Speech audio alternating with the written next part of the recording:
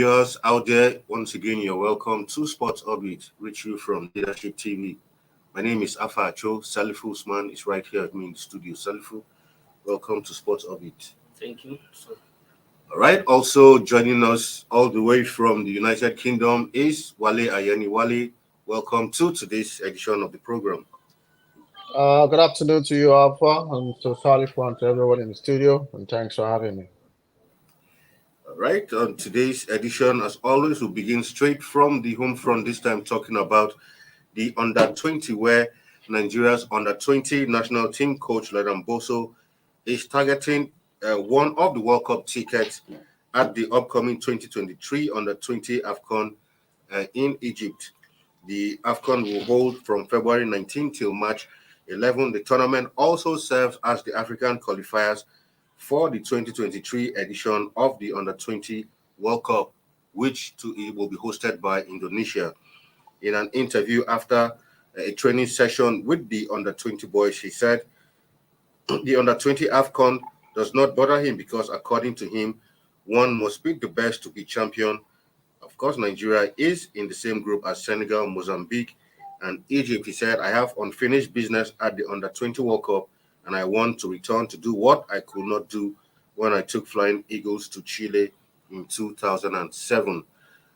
Yesterday on this program, we had talked about while a certain coach was targeting the group stage here, Ladan Bosso is sounding confident and saying, well, for him, his target is at least to ensure that he picks up one of the tickets for the World Cup, which is that means that Nigeria must end up as one of the 4 top teams, at the AFCON to ensure that happens. This should be a possibility, which, if you ask me, that is the way to go. This is a fine target. That means at least we should get to the semi-final of the competition. Yeah, at the continental level, I'm talking about the Olympics level, by any chance or by any means, Super Fly Eagles has had a chance to make it to the semi-final or ultimately win the competitions. We have won it 5 times before, and then 5 times or 7 times. I can't get my record correct. No, we won the under-17. Well, we are yet to win. We are yet to win the under-20.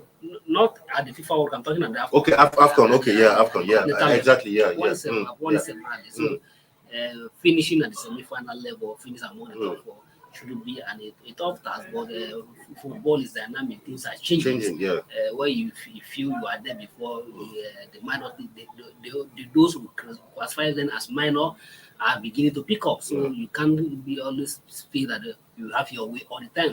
But it's good that Ladan Bosso shows his confidence and believing his team at the waffle level. The team play well, and the MIU champions at the waffle level. And if they go by that determination and by that discipline, I think they stand a chance to make it to the semi-final of the Under-20 AFCON.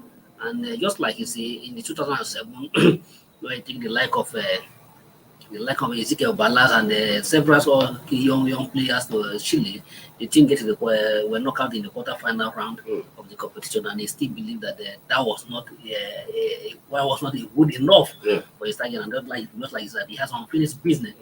For some people, they feel like getting the quarter-final was a big achievement, but for him, that wasn't a good performance enough, and he believed that he wanted to get back there and prove his worth. So, wish him good luck and wish him everything. Yeah, well, a top 4 finish at the Under-20 AFCON. Do you think this is a possibility? Realistically, looking at our pedigree in this competition, this should be achievable. Of course, no doubt about it. Looking at our pedigree generally when it comes to age grade football, Nigeria has been a strong force when it comes to age grade football, not just in Africa. But at the world biggest stage at large, you agree with me that we have played in the finals of the World Cup Under-20 far back in 2005, where we actually get to discover the likes of Mikel Obi, the likes of Tai Taiwo, and that in that particular one. Now coming to our performance recently, we have not been doing well in age grade competition, both on the 17 level, both at the Under-20, both male and female at this point in time. Much work needs to be done. at this point because we know that other African teams are beginning to catch up on us. Look at the team we'll be facing in that particular one: Senegal, Mozambique and Egypt. Those sides are not easy, teams are looking at what they have been playing in recent years. So I think it's going to be a tough one for Ladan Bosso and his boys, no doubt about it. He needs to actually pick, the right players at this point because I actually read it in the news that at this point, player agents are mounting a whole lot of pressure on him at this point. I feel this is the time that the Nigerian football, the federation, talking about the NFF, will actually rise up to the challenge to ensure that player agents are not seen near closer to the under 20 camp at this point in time. They should leave Ladan Bosso and the technical crew for them to concentrate and ensure that they pick the quality players because if they didn't get to pick quality players, we might just be coming for their heads at this point in time. But we know that the goal is to see, the under 20 team get to qualify for the World Cup. No doubt about it. It's not going to be easy, but I see that possible because we know that some foreign-based player will not be allowed by their team because we know that it's not a World Cup tournament. If it is a World Cup tournament, then they'll be sure that they'll get to release, those players. But I'm just, thinking, worried about, the striking force of this particular team. They have not been having it in a good time for so long. Looking at the kind of performance they have been able to pull out from, their previous game right there at the qualifying, tournament. Talking about, the the Wafu, B tournament that they actually played. Alpha. All right, still on the under 20 AFCON this time around. Ladan Bosso, reports that he's actually has some, cause of source of concern over the inability of having some proper finishers. It's reported that a couple of strikers, the under 20, were hoping to utilize in this competition. Some have been ruled out through injury, and some of them are yet to be released by their clubs. For the likes of Ahmed Abdullahi, who plays for Belgian club Ghent, his report said he's not likely to be released by his club, while for Aziz Balogun, who plays for Sao Paulo of Brazil, also reports say that the club might not release him for the competition, and that leaves the team with, few options to when it comes from. But I feel from our local league here, from some of our academies here, I don't know how they're going to go about it, but they should be able to find a way around it. Yeah, I think sometimes the coaches not often time trying to realize on the foreign-based players.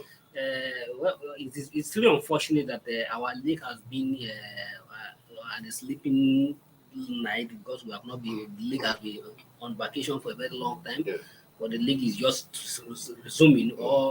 All levels of Nigeria football, they go the Premier League, go the second divisions, and even the nationwide league, all have been on vacation for a very long time. That has kept a lot of home-based players and in not having have actions to keep fit.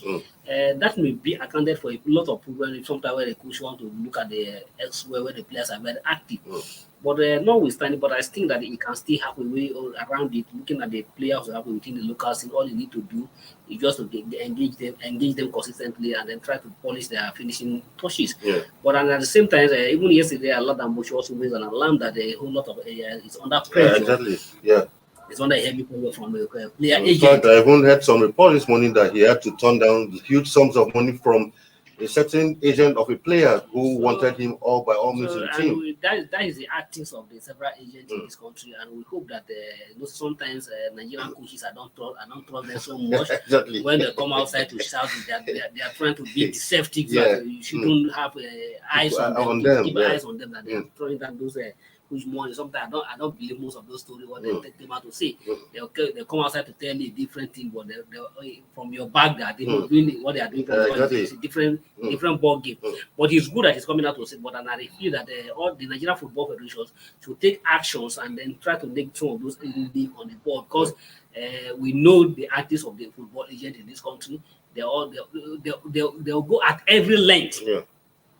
Even some of the board members are also officials of the football, are also football agents, including some journalists are also fan of doing this for funny of this thing, trying to impose players on the coaches. But the coaches who know his owners and know what he want to get for.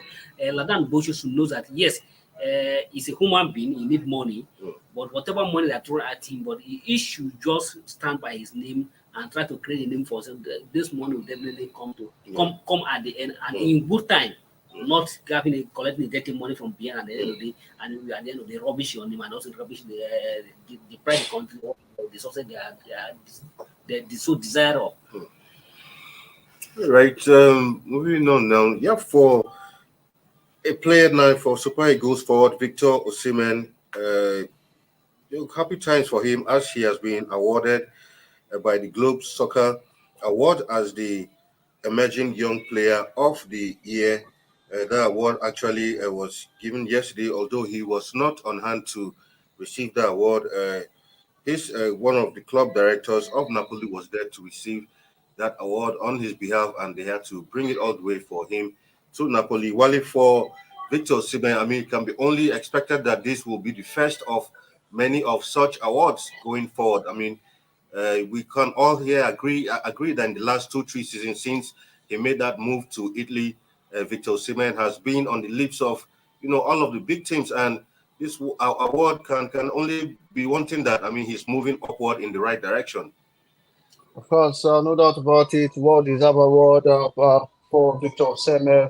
We have seen how outstanding he has been, since he's actually get to move over to Napoli, which he has actually played about, 64 games so far. He has scored, 34 goals. It has been very, very impressive at this point in time for, Napoli and also for the Super Eagles. Having been starting playing, for the Super Eagles, we have seen him since joining in 2017. He has been able to score 15 goals from 22 appearances. So it shows that he is a striker for the future. He's just 24 years old at this point in time. He still have, a whole lot of, playing, years ahead of him at this point in time. I feel this is one award that will actually spur him to do more. No doubt about it. In the nearest future, we should be seeing, getting to get to being, the biggest, award of the continent, talking about being the African best footballer of the year. No doubt about it. He's the best striker when it comes to Africa at this point in time.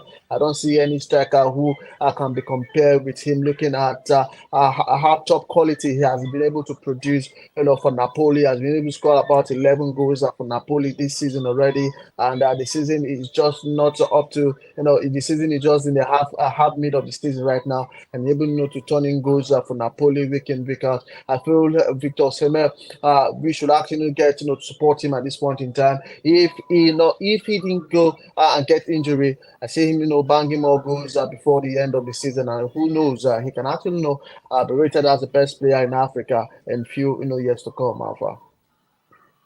Yeah, I mean, Salihu, for quickly before we go on this break, for Victor Osimhen, nice one for him. Can only hope that maybe in another 2-3 years he should be able to at least be African Player of the Year. It's been a long time since any Nigerian player won that award. Yeah, the last person to win was Kanu Wako, and since then the era of the Kanu Wako has been long. Exactly. Nigerian players come closer to winning. The closer we come was Mikel Obi in 2007. He finished second behind Yaturi. Yeah. And since then, we have not having any player coming closer again. Even nominated for the last year to the top 3 shortlist. But Victor Osimhen, I see Victor Osimhen as the next thing that will happen to African football. But all we can only play and wish him that he should maintain this form and remain consistency. One thing that about Nigerian player that you should know that yes, just like you say this a beginning of many award that will use to come in, but that can only happen when he maintains his discipline and consistency. Yeah. And if he don't allow this little one that is happening now to get into his head, that is always the problem of Nigerian players. When they begin to, when they achieve little, they feel that they're already on top of the world and begin to go on top of the world, begin to misbehave. They should need to learn a lesson from the life of Lionel Messi, learn from lesson from the life of Papi and Cristiano Ronaldo. These are top players who, Ronaldo and Messi, for instance, have dominated football for over more than a decade. Yeah. And they remain up there. Despite where they have been, they keep their head and keep working harder. So to me, any player who is want to achieve greatness to mirror Messi as a typical example to follow in footsteps. Despite all Messi have achieved in the round leather game, Messi anytime you see him on the pitch, is feel as if he has not even make it to anywhere. He's ready to improve, he's ready to learn more, he's ready to go anywhere all the time. Feel like he has not achieved anything.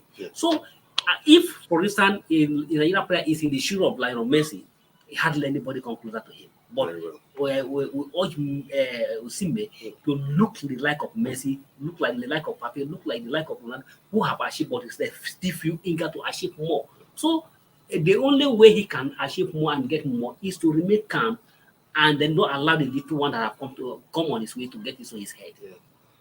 All right, we'll go on a quick break, and when we come back, Sport Orbit continues. Don't go nowhere.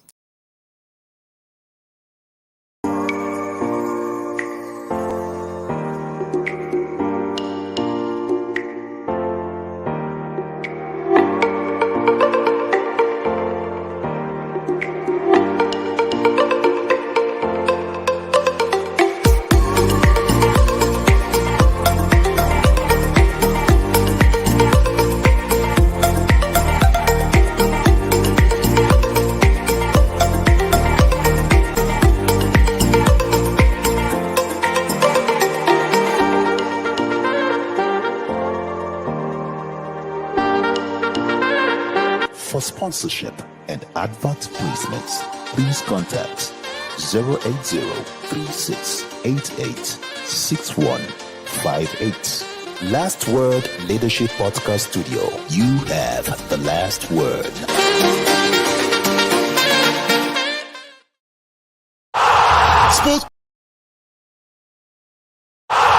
Sports Orbit.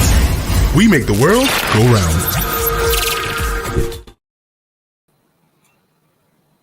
All right, welcome back from that break. Now to another Nigerian player who has been doing excellently well since, from last season, but this season has even gotten better for him. Talking about Terence Murphy, who currently has just equaled Neymar's record currently in the French Ligue 1. Currently, his goal yesterday against AS Monaco in the Ligue 1 fixture has put him on 11 goals alongside Neymar, just 2 goals behind Kylian Mbappe, who is currently on 13 goals. For Terence Murphy, he seems to be on the rise too. I mean, quietly coming from behind, and has been doing his thing quietly, and currently he's been scoring a lot of goals to be in a league that has, a Neymar and Mbappe, and you're just 2 goals behind Mbappe on the same number of goals with Neymar. I think this is a great achievement, and this kind of player should be what Pesero should be looking at more and more often, because oftentimes the Super Eagles are filing out, and it's like we have strikers who can't seem to find the net, whereas we have players all over the place who are doing exploits, but are hardly getting the game time when it comes to the Super Eagles. There was one big congratulations to him, and we can always wish him more. Wish him better as he continue continue campaign in the season. He has proved himself. Even last season, he was among the top highest goal scorer last season. And consider the club he played. Exactly. Consider the club he played and scoring shows numbers of goals. That really proved that he's worth and what he can be able to achieve on the pitch. And coming to the national team, just like you say, our biggest challenge in the national team is that we have a coach who doesn't know how to use player profile, who doesn't know how to assemble a like yesterday.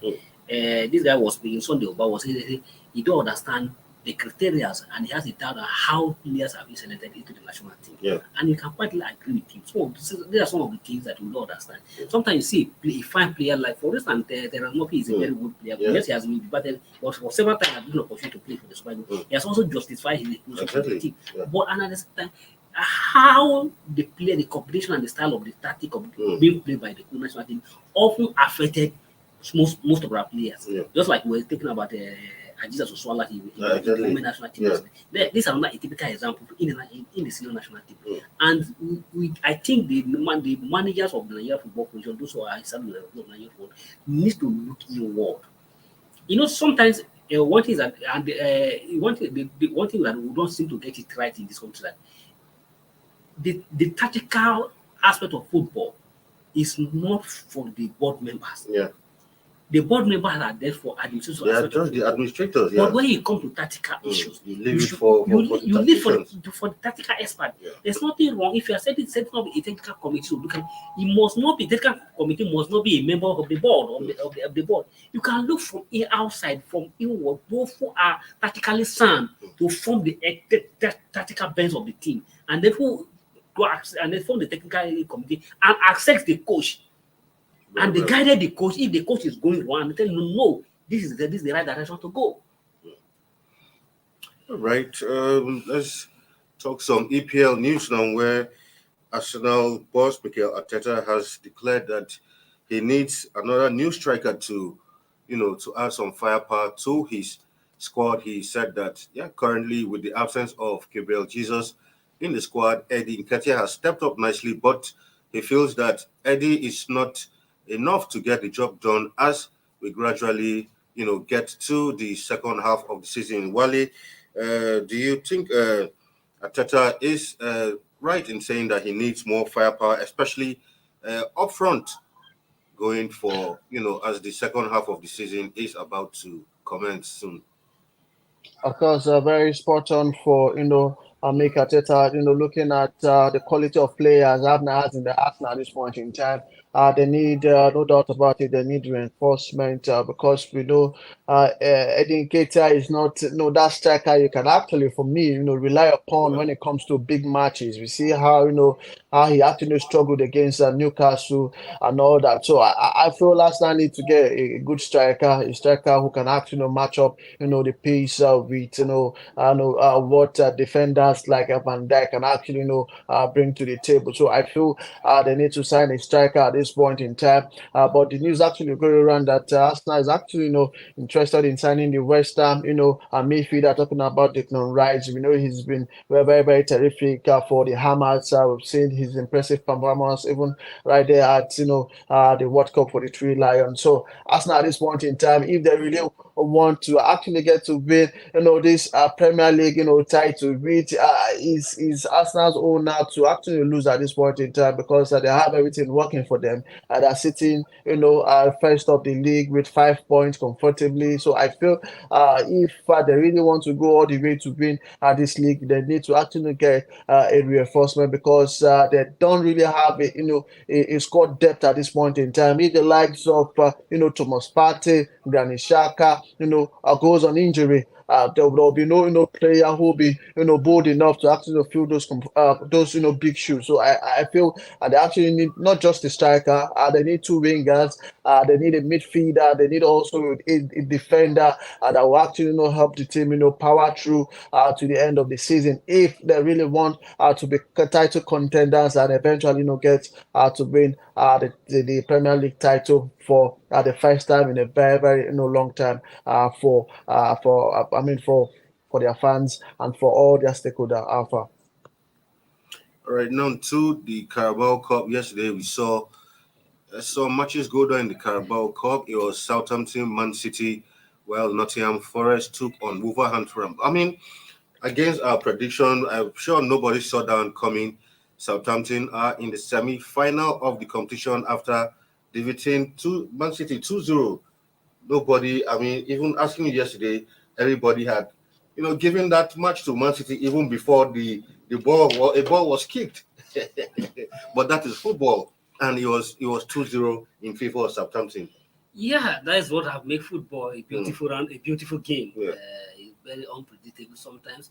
Sometimes when you think that it's going to be black, it turns out completely to be red. Yeah. I don't saw nobody saw it, like nobody saw it coming. Yesterday I was completely full confidence that Man City was going to have this. So I already saying that between the Nottingham Forest and Wolves, I can't predict, but I was too sure that Man City are going to have their way. Yeah. But with all Man Cities, with all their stars, including Haaland, all on the pitch, and Southampton, just the Southampton have been struggling this season at the bottom of the table, coming to shock Man City. It was a surprise defeat yesterday for Man City, and just like Guardiola said that they deserve that shock defeat. And it is a wake up call. Sometimes some defeat happen to you, so you can shake yourself, and then that where you are not getting right to check yourself well, because when you feel that you have everything going well for you, you may be wrong. So I think that defeat will definitely shake Man City and put them into the shape. And then talking about Arsenal's, sorry, I'm going back to the story. Arsenal's Arteta telling the board that they need to reinforce the squad. And I think it is a good one that he is telling the board directly that Arsenal sometimes they are very stingy in order to release money, I think they should, if Arsenal are desirous of winning the title after 18 years. So I think they need to release money and for Arteta to get the striker, not just a striker that will just come in to come and learn. Need the striker that can just hit the ground immediately.